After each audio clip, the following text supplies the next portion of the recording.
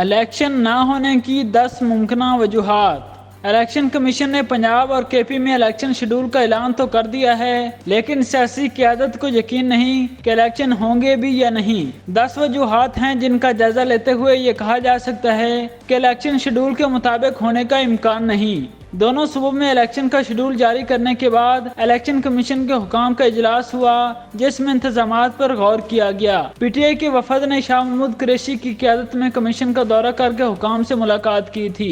اعلان تو ہو چکا ہے، لیکن مجموعی طور پر دیکھا جائے تو ملک کا ماحول ایسا نہیں لگ رہا کہ لگے آئندہ 50 دنوں میں الیکشن ہونے والے ہیں۔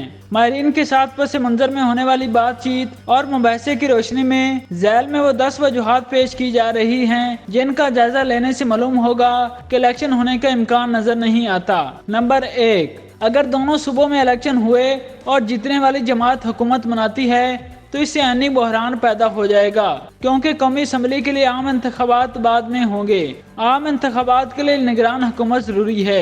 منتخب صوبائی حکومتوں کی موجودگی میں ایسی نگران حکومت کیسے قائم ہو سکتی ہے؟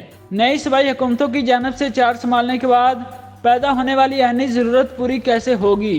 2 صوبوں میں علیحدہ انتخابات کرانے سے مسئلہ حل ہونے کے بجائے بحران مزید گہرا ہو جائے گا۔ نمبر 2، 9 مارچ کو ہونے والی الیکشن کمیشن کے اجلاس میں الیکشن کرانے کے لیے 3.5 لاکھ سیکورٹی اہلکار طلب کیے گئے ہیں۔ ماہرین کی رائے ہے کہ ملک کی موجودہ سیکورٹی صورتحال کے پیش نظر اتنی بڑی تعداد میں اہلکاروں کی الیکشن ڈیوٹی کے لیے تعیناتی مشکل ہوگی۔ نمبر 3، الیکشن کمیشن نے دونوں صوبوں میں الیکشن کرانے کے لیے 20 ارب روپے مانگے ہیں اور ملک کی موجودہ معاشی صورتحال کے پیش نظر حکومت کے لیے یہ رقم فراہم کرنا مشکل ہوگا۔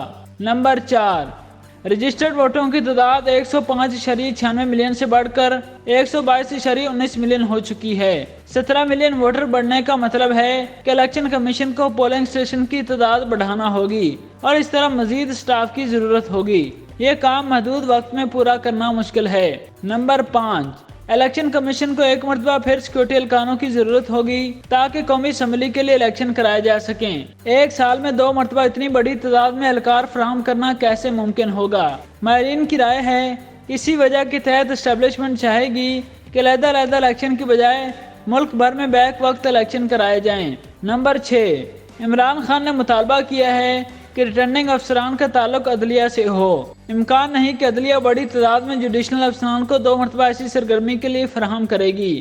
نمبر 7، عمران خان گرفتار ہوئے تو پی ٹی آئی الیکشن میں حصہ نہیں لے گی، اور اگر الیکشن ہوئے اور نتائج عمران خان کی پسند کے نہ آئے تو کیا ہوگا؟ کیا پی ٹی آئی نتائج قبول کرے گی؟ دونوں صورتوں میں یہ مشق بیکار جائے گی اور اس طرح بحران گہرا ہوگا۔ نمبر 8، عام انتخابات سے قبل الیکشن کمیشن سٹاف کی تربیت کرتا ہے۔ کمیشن نے اب تک ماسٹر ٹرینرز کی بھی تربیت شروع نہیں کی۔ قلیل وقت میں 30 اپریل تک الیکشن کے انتظامات کیسے مکمل ہوں گے؟